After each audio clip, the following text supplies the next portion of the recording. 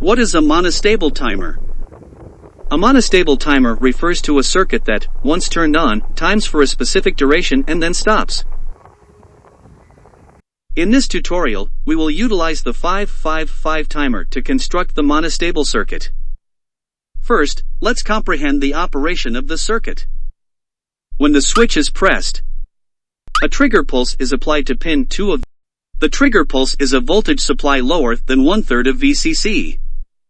This causes the output to transition from a low state to a high state.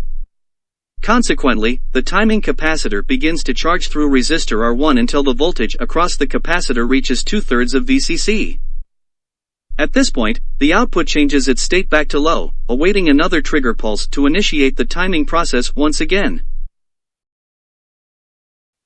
The formula used for designing the circuit is time delay equals 1.1 multiplied by R1 multiplied by C1.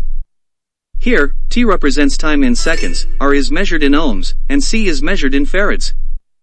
Now, let's attempt to design a circuit with a required output time delay of 1.65 seconds. We will choose a capacitor, C1, with a value of 10 microfarads. According to the formula, the value of R1 should be 150 kiloohms. We will choose R2 as 10 kiloohms and C2 as 0.1 microfarads. These values can be used for any other monostable circuit as well. It's important to note that this value is a theoretical calculation. In practice, there may be discrepancies due to device tolerances. Therefore, for precise values, the resistance may need to be adjusted using a variable resistor. It's time to test the circuit on a breadboard. Okay, let's proceed with the testing.